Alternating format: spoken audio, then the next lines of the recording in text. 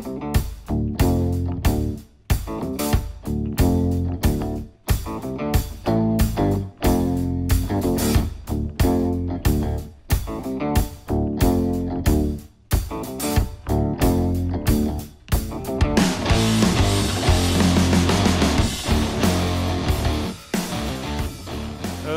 ladies and gentlemen. Stephen Holder here with Zach Keefer. We are back. It's, you know what?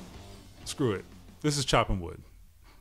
Because we don't have a better name, because there is no name better than Chopping Wood. Right, Zach? So it's who we are. You can't run from who you are. And for those that are upset that it's a link to the past, don't forget where you came from. Exactly. It doesn't mean the Frank Reich era is going to be like the Chuck Pagano era, because I don't foresee it being like that. Is that what this is? Do people just want like a whole new start? I think that's what this is about. They want a clean slate. That's what they want a clean slate. I get it. So sorry to disappoint you, but I think we're going to keep it. We've been talking, and I think we're emotionally invested. We are. So it's Chopping Wood. Sue me. Hopefully Chuck's on a beach somewhere listening, thinking, at least I have a legacy in Indianapolis. At least the Chopping Wood name will live on.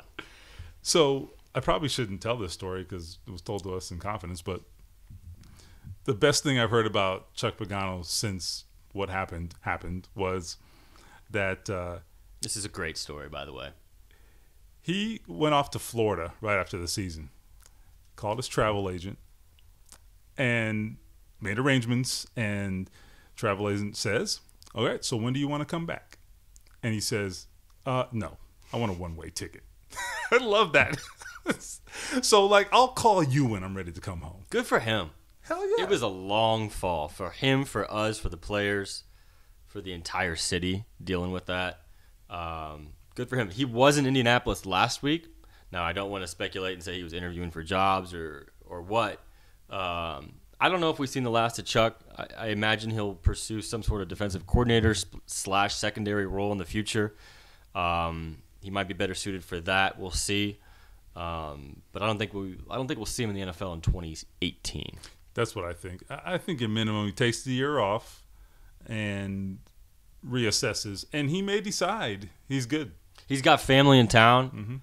Mm-hmm. He's got grandkids in town. I mean, enjoy the time off. He's had quite a run, and not to be forgotten. 5 years ago he had cancer and overcame it. Yeah. Beyond just being a football coach. Now he's got a lot of time to spend with family that he hasn't had the last couple of years. Yeah, but of course you didn't tune in to hear about Chuck Pagano, despite the name of this podcast. So let's turn our attention to the 2018 Colts. And so we're coming off the NFL Combine, and that was, I thought for us it was really eventful because the Colts are picking number 3 overall. So let's jump into this right at the top here. There was a lot of talk about two guys. I don't think the Colts are getting Saquon Barkley. It certainly doesn't look that way, but that was certainly fun to watch him perform. And I'll just give you my take. I mean, you watch him play, and you're like, okay, I'm sold. And you come to the Combine, and it's like, okay, he really doesn't have a lot to prove, right? Like, he just has to not suck. He didn't do that at all. No. So instead of just not sucking, he came to the Combine, and he was like, watch this. And he just, basically went out and destroyed everybody. And that was incredible what that guy did last week. And all I'd tell you is that I think, he was certainly in the mix there for, being obviously a top 5 pick. But he went from, somewhere in the top 5 to now I think the Cleveland Browns have to be sitting there like they have to try to talk themselves out of it. Right. He's sort of breaking the assumption that you can't take a running back that high. And you're going to have to live yourself the day after the draft saying we passed on that guy. If he becomes the next LaDainian Tomlinson or something like that, I know the Colts like him. I'm not saying the Colts are going to pick him, but the word I got at one point in the Combine was what's not to like. Yep. And you could say that for any team evaluating this guy last week. He was a stud. Another guy we heard from who has been perpetually linked to the Colts, and this will not change over the coming months, is Bradley Chubb. We talked to him on Saturday. I was really impressed. What did you take away from that? First time we've really got to talk to the North Carolina State All-American. I really like him. He's got a real confidence about him, but it doesn't come across as arrogance, and that is a hard line to toe, and he does it pretty well, I think. I really like the guy, and remember I asked him something about give me the play Right. that most exemplifies your game. Yeah, And interesting choice on his part. I went back and watched did it. you? Yeah. Okay. So which opponent was that? Was it Florida State? So they're playing Florida State. Go ahead. And the gap, right? Breaks. Right. So basically, it sounds like I didn't watch the play, but it sounds like he gets beat at the line of scrimmage, the way he describes the play. And does the running back kind of get out on him? Is that what happened? Quarterback takes off in his gap, and is 15 yards downfield. And then you see number 9 just chase him down. Tomahawk spike the football. The football goes 20 more yards, and North Carolina State recovers. I mean, that was the play of all the thousands of plays of snaps he took in college.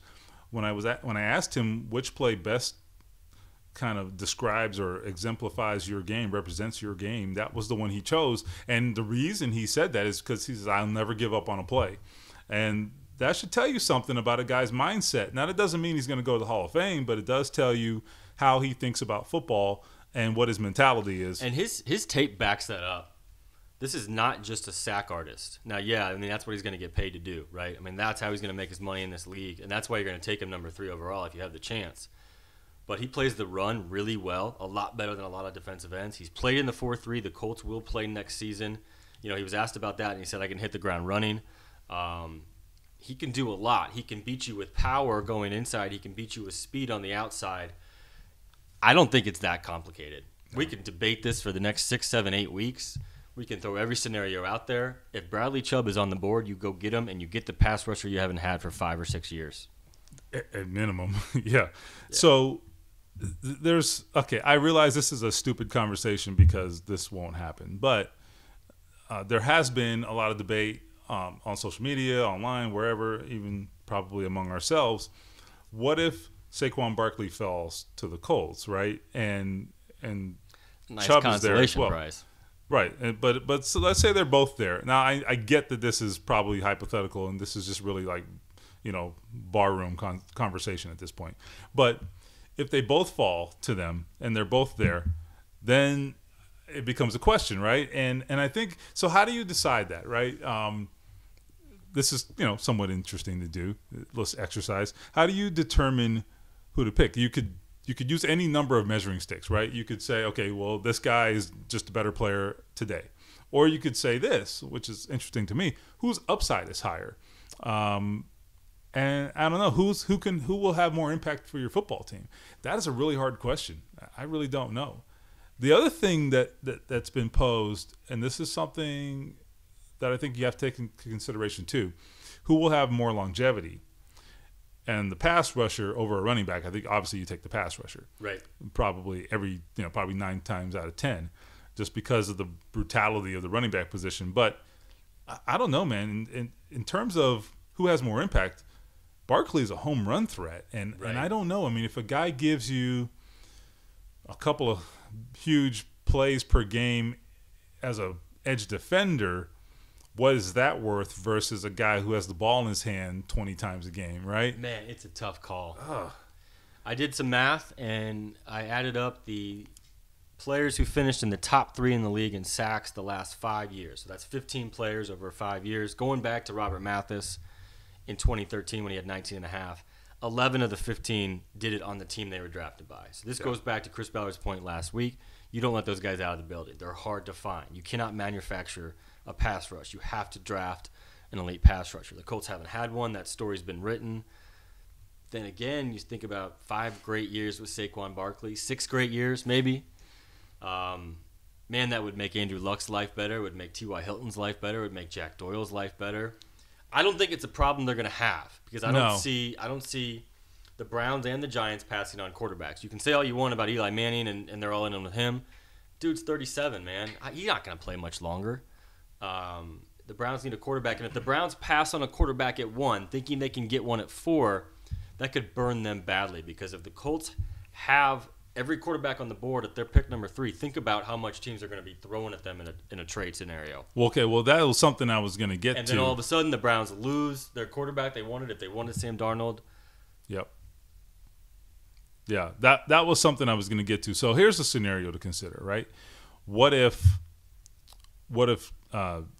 Barkley and Chubb are both gone, right? Because that's not out of the question. So Barkley goes number 1.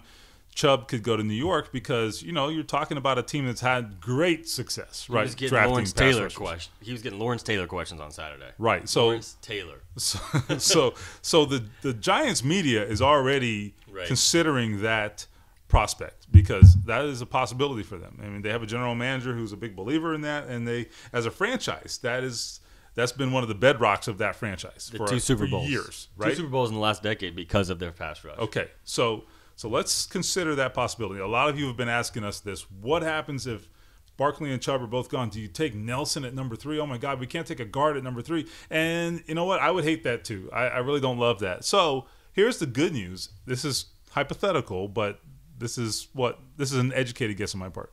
If they're both gone, now every single quarterback is available. So your price tag now for that trade probably goes up. The value of that pick goes up because the suitor is going to have their pick of the litter at quarterback. And that's a very valuable thing. So I think if you're a team that's down there in the teens or the 20s and you need a quarterback, there's a lot of teams that need quarterbacks. And if that happens, I would keep an eye on a linebacker out of Virginia Tech, Tremaine Edmonds. He's a guy that you could get not late first round, but maybe the middle of the first round. Maybe if you move back to 9 or 10 or something like that, that could be a guy you could plug in and really find a star. But I think that solves a problem. I think everyone's heart is set on one of those two, though. Yeah, no, I think for them, Chubb is the chess piece. They just don't have another avenue to acquire. Right. That's the big thing. And Frank Reich is one with the running back by committee. You can do that in the NFL. Every team is doing it these days, except for maybe 3 or 4. But on the flip side, can you sleep with yourself if you pass on a home run talent like Saquon Barkley is? I don't know, man. Barry Sanders comparison. I see Adrian Peterson every time the guy runs the ball. That's what I see. Because he's got that size. He's everything. Yeah, he's got AP size, but he's a slightly better athlete than Adrian Peterson was in the testing. Adrian Peterson went 7th overall. I don't know, man. It's a tough call, but these are good problems to have. These are good problems to have, and it tells you the Colts' worst case scenario, which is probably trade down. Even that worst case scenario really puts them in a great spot because it's going to be people trading up for quarterbacks, and they're more willing to give you a haul of picks for quarterbacks because that's the most valuable position. You need a haul of picks in a way. You need impact players on that defense because you don't have them right now. And all of a sudden, you need wide receivers. I mean, there's needs all over the roster. The Colts could use a couple more first-round picks if it does come to that. Yeah. So, man, a lot going on there. But again, I don't have a plan B at pass rusher if they don't get Chubb. I mean, they can find guys, granted, but are we talking about Terrell Basham, or are we talking about a guy who was an All-American and could well be an all-rookie type performer next year? Right, a Pro Bowler early on in his career. Right. So that's a different deal. Terrell Basham, by the way, I did run into his agent at the Combine. We were talking, and I know this is a little bit off the subject, but in terms of the pass rush, he feels really good about this switch to the 4-3. And I think it's going to be good for him. I know this is off the subject, but since since everything is on the table, including maybe or maybe not getting Bradley Chubb, this is something that I think people should keep in the back of their heads. He's really excited about that change. He will be significantly more comfortable in a defensive end role. It's what he did his entire college career at Ohio. And he was a numbers guy. Huge production. Yes. At Ohio. And I think this will be a better fit for him. So don't forget about Terrell Basham. Yeah, and listen, not only was he playing his first year of pro football, he was playing a different style of position, playing the position in a different style. So you're asking a lot of a rookie. I mean, look, I was underwhelmed too. I'm not. I saw what you saw. Made some plays late, but for the first 6 or 7 weeks, where was he? Yeah, so we'll see how that goes. Something to keep in mind. Maybe the Colts know more about that than I do. We'll see. They should know more. Let's hope. I know Basham has been in contact with the new coaching staff, so we'll see how that plays out. Yeah, he's excited. So we are getting closer. We are, as we tape this, about a week out from the start of actual free agency signings. So let's start in-house, though, for the Colts. So they've got not a stellar list, I guess, but Well, when you're 4-12, what makes you want to bring back every player that's a free agent? Right. So let's talk about Chris Ballard here. He is, well, first we can hit on some individual guys, but just to start out, Chris Ballard is saying, I'll call you, don't call me, basically, when it comes to his free agents, including Rashawn Melvin. So let's go down this list. Let's start with Dante Moncrief. So I think the odds of him coming back are slim to none, pretty much. Look, I think it's just he's such a frustrating guy for me. Right. And I can see the case on both sides, but well, yeah, but the case for it is that who's going to play receiver? Okay, yeah, that's the case for it. But and he's super young, and he's shown you flashes of talent. But like you said, frustrating. I remember inconsistency, injuries. Yep. Has there been improvement in the last 2 years? It's hard to say there has been. Yeah. What makes you think year 5 and 6 will be different? Well, that's the thing. Fool me once, right? I think it's one of those scenarios. And I still remember, though, the night he was drafted. And I remember Ryan Grigson getting up there after the draft that night. And he was so excited about him because he's like, man, this is a guy who all you got to do is get the ball in his hands. Because he's big, he's strong, he's fast. And all of those things were true. Correct. They were even talking about using him on special teams. And I was like, man, this may be the steal of the draft. This guy's got so much upside. And he was 20 years old. And I'm like, oh, my God, I can't wait to see this guy. And then he gets here, and he actually was pretty promising. It looked really promising, right? For 2 years with Andrew Luck healthy, he produced. Yeah. There was nothing to think that he wasn't going to become a guy you absolutely re-sign. Right. And then everything changed. Right. And then I would say by year 3, well, year 3 was really about injuries. So we were willing to kind of give him a pass there. But in year 4, we're like, all right, man, right, go get the money, right? Remember all those stories? T.Y. Hilton, go. You want that money? Go get it. He didn't go get it. So much for getting the money. Now, that being said, we were just talking about this. Somebody is going to be willing to pay Dante Moncrief. Yeah. Because they're going to see 6'2", 225. Great red zone target. Yep. Big, long target. Fast. They're going to see strong guy. But going back to what Ryan Grigson said that you remembered, how many yards after the catch has Moncrief had in the last couple of years? So disappointing. How many catches over the middle? I mean, he leaves so much to be desired when you look at his frame, and then you mirror it with his production. And really, in no way did he step up this year. I remember the game in Tennessee. That's a game they need to make every little play to win. With the margin of error as small as it was with Jacoby Brissett and the offense, he drops that touchdown in the first quarter, and they have a 10-point lead still in the third quarter after John Simon's pick 6. That would have been 17 if Moncrief, or 14 with Moncrief, and they end up losing that game. Story of the season. He made one big play against the Steelers and against the Seahawks, and then other than that, it was an absolutely forgettable season. And one thing that is really frustrating about Dante Moncrief is he is, I think, proof that you can't simply just get a big wide receiver. You have to get a guy who plays to his size. And Dante Moncrief, that is one of the disappointing things. He's never really played to his size. I mean, when have you seen Dante Moncrief go up and get a jump ball and like high point it and make a play, right? Seattle. He did it. That was it. But it was a flash in the pan, right, which is the most frustrating thing of all, because I'm not going to sit here and say he can't do it. But here's another theory that we've talked about, and I wonder what the fans think about this as well. But we see this in the locker room. Him and T.Y. Hilton are best buds. He calls him Big Brother. I get it. T.Y. is the leader of the wide receivers room, and he's earned that. He's the best player in that group, best player on the team last year. I think a split between those two might be a good thing for both. I think there's too much comfort there.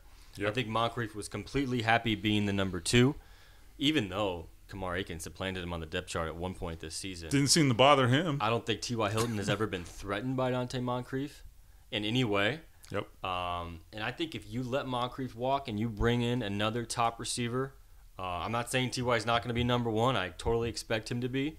But if you bring in another guy, all of a sudden T.Y. Hilton is looking behind him a little bit. I think you are so onto something And there. I think you need to make T.Y. Hilton a little bit uncomfortable. I think you're onto something there. And that is very, very true. I think, look, I'm not necessarily saying there's a problem with T.Y. Hilton. But I do think everyone benefits from competition. Right. T.Y. Hilton really since his rookie year, has never had any competition. I mean, Reggie Wayne early. After 2012, But Reggie Wayne was not Reggie Wayne. After the knee was gone, Right. It was T.Y.'s team. And he stepped up, and he earned that, and all the Pro Bowls and all the accolades. That's him. He deserves that. Remember when we thought Andre Johnson was going to be competition? We were so stupid. That fizzled fast. We were so Even dumb. Andre was like, I've been the star. I'm good just sitting back. Yep. And what I would really like to see just a more competitive situation there. There's no doubt about it. I mean, the only guy who really has ever shaken things up there, I think, is Chester Rogers 2 years ago. He came in as a rookie, and like I'd say the second half of his rookie season, he started to emerge, and Dante couldn't get it together, couldn't stay healthy, and that was an issue. So he kind of made his own way. But I mean, that's it, really. Right. I mean, and Chester was hurt last year. If they bring in an Allen Robinson, which is a potential Sure. landing spot for him in Indianapolis. I mean, this is a guy that had 1,400 yards a couple of years ago for the Jaguars. He had 14 touchdowns that season. Reggie Wayne never had 14 touchdowns in a season, and was 14 years in the league. Wow. So this is a guy that's produced with a mediocre quarterback. We could have that debate another day. But wouldn't you think that would wake T.Y. Hilton up real fast? It should. And, I mean, he's never even had to worry about, like, you hear some guys around the league, and we call them divas sometimes. They complain about, oh, well, I need to get the ball more. Well, T.Y. never has to worry about that because they force the ball to him because no one else can catch it, and no one else makes a play. So he has nothing to worry about. Go deep to T.Y. or throw it for 8 yards to Jack Doyle. T.Y.'s not. I don't want 8-yard catches. I want 50-yard catches. That's their game. So and that's why they're 4-12 last year. I agree. Now that being said, I like the Allen Robinson. I like the way you're thinking there. What I do wonder though is, what does Frank Reich think? Because he's a guy who may say, well, you know what? I don't need that. I need a guy who's good in the slot or this or that. And I don't know. I asked him this, and I tried to get this out of him at the combine, and he told you he liked it Julio Jones. He said, well, yeah, we all like Julio Jones. Yeah, he can do it all. Yeah, I mean, well, that would solve a lot of your problems, but I don't think he's going to hit the market. So what he said is basically, we'll adapt to the personnel. And I know it's a cop-out answer, but it's kind of true in their case. So we'll see how that goes. I'll add on that is I kind of had a chance to talk to Frank Reich after the combine session last week, and a couple of things that jumped out. One, when he interviewed with the Colts, Chris Ballard basically said, look, I don't expect you to know anything about our roster. You've been busy with the Super Bowl. I'll handle the roster. You just tell us who you are. And Reich really liked that.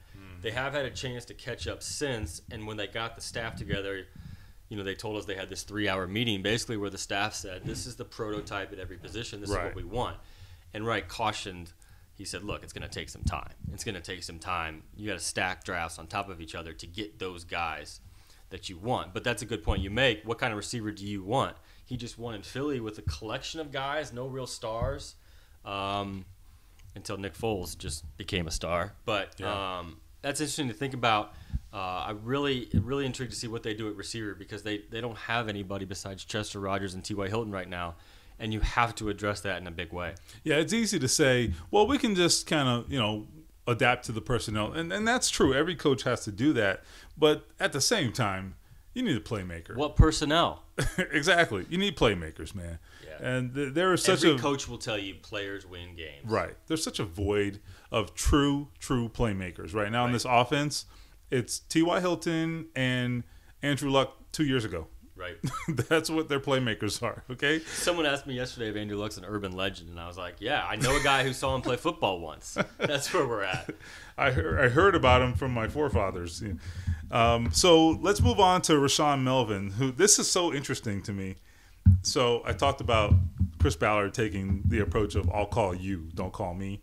That nowhere is that more true than Rashaan Melvin. And I posed a pretty specific question to him during the combine to Chris Ballard, and what I said was, look, you always talk about raising your own, and here's a guy who's been in your building for the last couple of years and truly taken a big step forward as a player.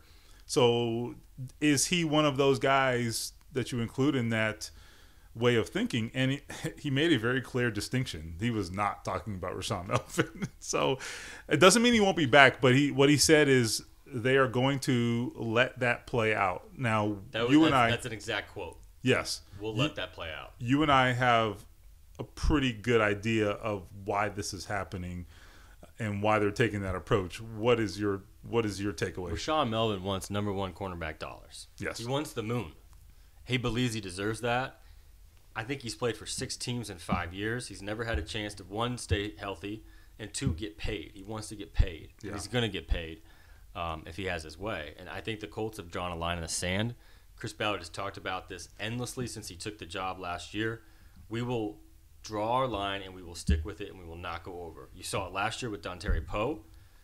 They came close to a deal. The Colts wouldn't budge. He went elsewhere. It doesn't sound like Rashaan Melvin's going to be back. It doesn't sound like the Colts are going to get anything done.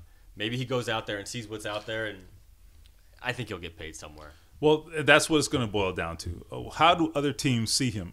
They may say that they may have the same opinion, and that becomes a problem. I've heard a lot of people tell me this over the years. When you're a guy who has really never been, quote unquote, a guy, it works against you as a free agent. It really does. If you weren't drafted high, for example, that works against you because people will see you as what you were coming out of college, right? Yeah. Which is just some guy. Right. And then if you've been a journeyman, it's really hard to break through and get to that next level. He will get paid, and he has earned some level of contract. Clearly, he has earned some money here. Will he get, the kind of money we see being thrown around at the upper echelon cornerbacks? That's harder to say. I'd be surprised. I'd be somewhat surprised. It's not like the Colts don't like Rashaan Melvin. I know Chris Ballard is really fond of him personally. He's a great story, too. I mean, this guy came out of nowhere. Right. I mean, he's truly the definition of a journeyman. I mean, I remember you and I both had one-on-one conversations with him in the locker room, even last year when no one else was talking to him. And he would say, I can be a number one corner. I just got to stay healthy. And at that point, he had never done it, and you kind of take it with a grain of salt. This year, he absolutely ascended to that role. And look at the tape. I mean, Antonio Brown came to Indy, and Rashaan Melvin played him pretty well. And then after that, Brown went on a tear. He tore it up for about a month. Yeah. It was in the MVP race before he got hurt. Melvin believes he's that guy. No one's going to tell him he's not that guy. He believes he's going to get that money. We'll see. I don't know if the Colts are willing to spend that money. Yeah, so – and then from there, it trickles down to other free agents they have. The Pierre Desairs. You have a list there, I think? Yeah. I do. Pierre Desairs could very well come back if Melvin walks. I think that makes sense. He's not going to break the bank. I think Jack Mewhort is back. I know Jack really wants to come back. Isn't that a health question, though? Isn't that what that boils down to? 2 straight years he's ended the season on injured reserve, and those knees – that makes you worried. Have you gotten a sense that he's doing a lot better? I shouldn't say a lot better, but like he feels I sense more optimism. So there. I had a long talk with him at the end of the year, and Jack, always Mr. Positivity. He tried to play through that injury this year. You remember in camp, you remember early in the year, and it just never was there. He was never the same player. You saw it, I saw it. Chuck Pagano even said it. Yeah. All this rehabilitation might really give him the chance to become the player we thought he'd be early in his career. Remember, he was a second-round pick, and he started his first 2 seasons without a hiccup. Plus, you need guys that can play guard. You need depth, and you need talent. And the one thing these injuries might have done for Jack Mewhort is lowered the cost a little bit, which makes him a lot more appealing to the Colts. Oh, it certainly has. The one thing about Mewhort that's interesting is he's kind of turned into a – how do I say this? That situation is a little bit like the Hugh Thornton situation a few years ago, if you recall. In this respect, he's a player who they have high hopes for, and the injuries kept getting in the way. Now, Hugh Thornton never could break through and become that guy. Yeah. Maybe he can. We'll see. Maybe Mewhort can do that. If he can, that's a huge bonus for the Colts if they can re-sign him. The expectation right now. Yeah, I mean there are none, right? So it's From there, I don't know what else. Do they have anybody else notable that you think? Darius Butler is another guy that is a free agent. Signed a 1-year deal when Ballard took over last year. I don't see him coming back. The production wasn't there last year, but big fan of Darius Butler, Colts Man of the Year last year. The other free agents are Kamar Aiken. Don't see him coming back. Markevius Mingo, you can make a case for. I'm not sure he fits in the 4-3. Yeah. I don't think John Bostic is back for the same reason. And Not I enough say speed. 0 0 chance Scott Tolzien is back. Wait, what? I am so hurt. I told to you hear my say Scott that. Tolzien story. I saw him about a month ago. We had a great talk, and I almost wanted to say, Scott, where was this when you were the quarterback, man? You were the driest interview I've ever had. He was like just toast. Yeah, good guy. He's so getting dull. married this summer. I think he's moving up to Madison with his future wife. So I'm not sure he's back in the league. To be honest. Me neither. But you know what, man? He has lived the dream. Right. Okay, if you're Scott Tolzien, okay, you probably never thought this what has happened to you could be your life. I think he knows that. I think he he's does. Very aware of his limitations. And I actually respect that. Like, he has probably gotten the most out of football, way more out of football than he ever thought he could. Right. Right? I mean, Right. because look at him. He's perfectly average as a quarterback. Exactly. And you're not going to make it if you're average. So I think with Jacoby Brissett signed for 3 more years, he's your backup. Mm-hmm. And then you also have Brad Kaya, who they brought in late in the season, who they like. They'll sign another quarterback for the camp, period. But I think they're pretty set at quarterback, barring the unforeseen, which can always happen. So we'll get to the quarterback situation in a second here, but the last thing on free agency, I guess, to mention is we talked about Ballard being, taking sort of a hard line on this, and I think that we really shouldn't be surprised about this, right? I mean, we saw what he did in his first year with free agency, despite having a lot of money, and granted, it was his first year and he didn't have his coach yet and all that. But that being said, it's pretty clear to me. Free agency for him is a side dish. Right. It is not his main course at all, and nor should it be. And I think that he's just, look, we've talked about this. You got to take the man at his word. He doesn't play a lot of games, and he tells you how he feels, and he tells you what he's going to do, and he does it. So, like, why are we? And his actions vindicate that. Yeah. Whether he becomes the greatest GM in history or whether he's out of a job in 5 years, we'll see. We don't know. Right. The players need to play. I mean, Malik Hooker needs to get healthy and et cetera. But a couple things from the town hall we went to about 2 weeks ago. This was Chris Ballard sort of just opining on the free agency idea in general was, look, he's like, everybody wants you to sign 5 guys right away, and they want those needs, and they want that instant gratification, that instant coffee that he likes to say. He's like, then you got to live with that. You got to sleep with that at night, and you got to pay that contract that's enormous, and you got to play that guy in September and October. Yeah. And you got to, infiltrate that guy into the locker room and have it all work. And it just sounds like he's going to really dial it back this year. Now, they have needs that got assigned, in my opinion, a guard and maybe a receiver or 2, maybe a running back.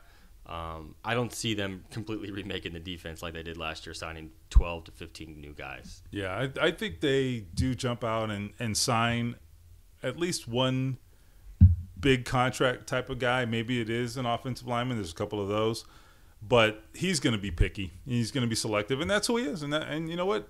The one thing you have to do, I've had this conversation with Chris Ballard, and I asked him about this. I said, you're a principled guy, aren't you? And he said, look, you have to have something you adhere to. You have to have something that guides you in this job, right? I mean, there's so much coming at you, and there's so many different options, so many different ways you can go with things that you have to have some kind of Where has that path. gotten the Colts in trouble before? Oh, sure. They completely changed their philosophy on team building in the 2014 offseason. They went for broke, and they busted.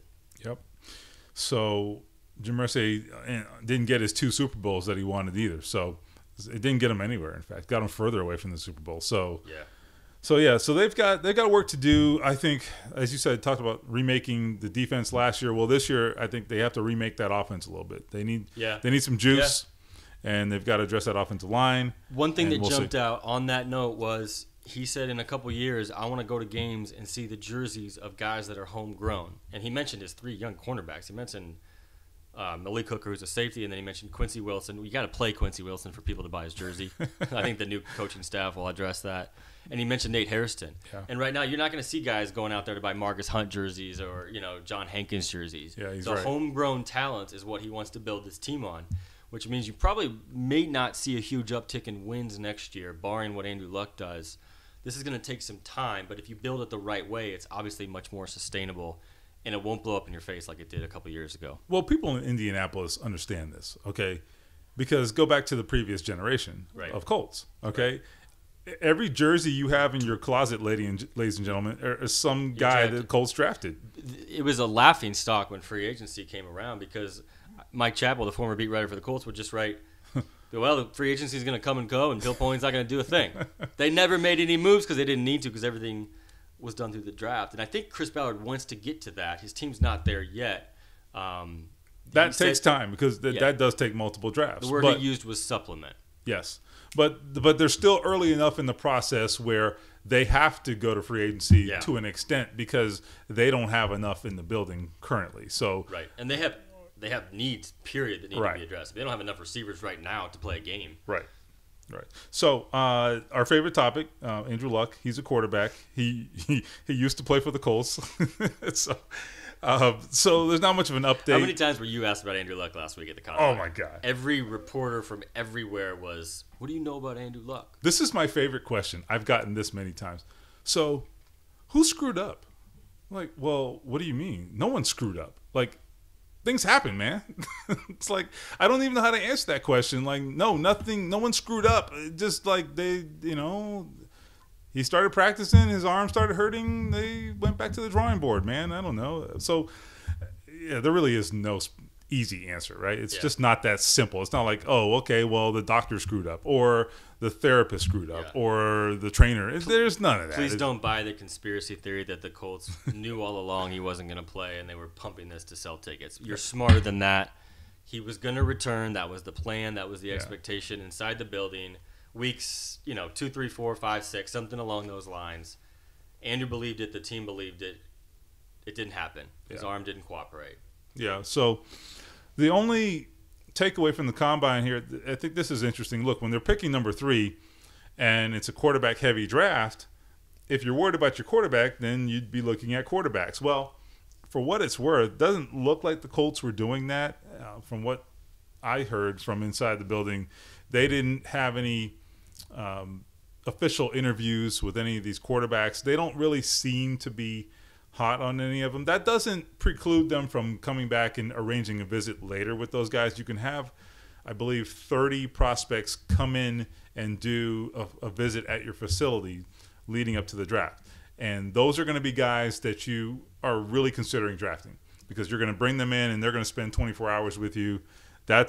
If they do that, then you're really on their radar. Colts did that with Ricky Williams in '99. They were deciding between him and Edgerrin James. And Ricky Williams was so late to the meeting, and he had so many preferences about the food that they brought in, and it was such an awful meeting that was the moment Bill Polian decided, I'm going with this kid from Miami. Turned out to be one of the best decisions he ever made.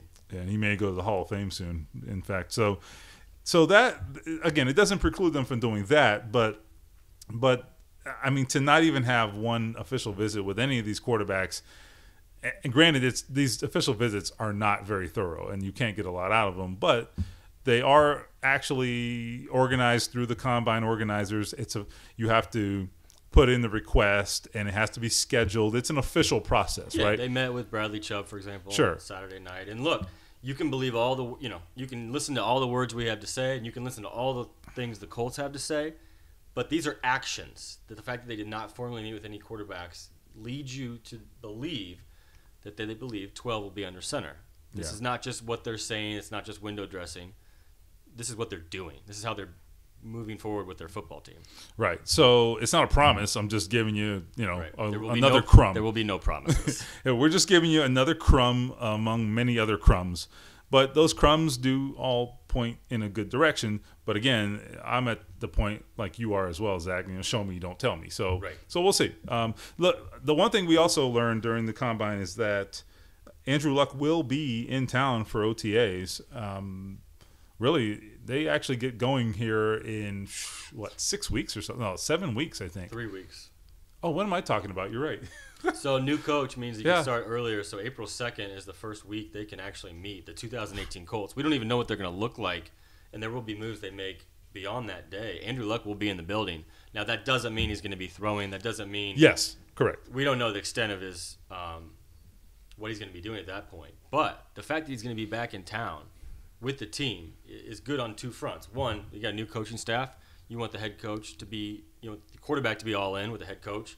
and sort of show that. And two, it's a good sign that he's continued his rehab. I do know for a fact that April and May are huge for his rehabilitation. Yeah, if I can get that out. The hope is that's when he's going to basically be at an NFL level throwing regimen. Right. So if that goes according to plan, and again, that might be slightly optimistic. I don't know. We'll see. But if that pans out, which I cannot promise you, then I think it becomes a conversation about whether he could do anything with them on the field in maybe June, for example, right? When they're in the mini camp, the real thick of the OTAs. Playing football. As close as they're going to come to playing football in June. And granted, I'm sure it would be a very, very, very small sample, okay? But I'm probably putting the cart before the horse here. But just think about this scenario. If the Colts can get Andrew Luck on a football field before the end of the offseason, that would be such a huge boost going into training camp. If they break, there's that 6 or 7 week break, right, where they go on vacation and we take a little break, and then it all gets going in late July. If he's on the field in minicamp, which is the last time they meet, and he's throwing the football during drills, all indications would be he'll be ready to go for training camp. They'll probably monitor him, and they'll continue to be very, very cautious. But that's about as good a sign as you're going to get. We'll see if we get there. Long way to go. So, again, whether he's throwing the football or not really isn't the point. It's not that he can't throw a football. It's that they have a very specific process, and he's going through that process. So he's getting that arm stronger, getting that motion back. The motion is very important, too, the throwing motion, the mechanics and all that. Because you remember this, Zach. Remember when he first got hurt 2.5 years ago now, right? 2015, right. 2.5 years ago in 2015. He gets hurt. He misses 3 weeks, I think, 2 or 3 weeks. He comes back, I think, for the home game against the Patriots. Correct. You and I sitting in the press box, and we're obviously watching him like a hawk. And I remember saying to you, I actually remember this distinctly. I remember saying to you, he's throwing the ball differently. And it didn't even register at the time, but that was him compensating for the injury, right? And it didn't travel any differently or anything like that, but he was off his game. But he was, Now he got it back the next year, but I don't know that he ever really fixed that motion because he was still playing with the injury. So that had a negative effect throughout that year and a half that he played hurt. And the fact that he played hurt for a year and a half, I believe, has exacerbated this issue, and it's why we're at where we're at right now. I mean, this dude played hurt for a year and a half. So beyond the usual beating a quarterback takes, his arm is getting worse with every week that he throws and throws on it. It's screwed it up, man. Yeah. Hindsight being 2020, I wonder what might have happened if he'd just done the surgery right then and there in 2015. Right. But again, you try telling that to Andrew Luck. He has said that he has no regrets about when he had the surgery. Yeah. I'm not sure that he believes that to his core, because when we saw him at the end of the season this year, after not playing at all, I've never seen him quite like that. He was a man beaten down. Now, he looked absolutely different when we saw him in the town hall a couple weeks ago. Granted, he was on a video conference screen, but he was very, very optimistic and very excited. I think he's been through the worst of it. He believes the best is around the corner. But it's undoubtedly been a long 2 years for that kid. Yeah. Andrew Luck wears his emotions on his sleeve, I think. I don't think he's hard to read. So he's in a good place, I think. So that's it. That's chopping wood. Yes, it's still chopping wood. So deal with it. If you don't like it, you're still going to listen. So I guess we don't care. So that's it for us. I'm Stephen Holder with Zach Keefer. Free agency. Getting way ahead of yourself. Yeah, wow. Free agency coming up. I haven't had 2 days off consecutively, since July. So it's been pretty interesting, both of us. So stay tuned for that. We got some stuff coming. I had an interview with Dante Moncrief that I'm going to share with you here in a couple of days. And Zach has been diligently going through free agent lists, both internally and externally. So lots to keep track of there if you're interested in who the Colts may or may not have their eye on. So that is it. I'm Stephen Holder with Zach Keefer. Thanks for listening. Stay tuned to IndyStar.com. Lots of Colts coverage coming your way.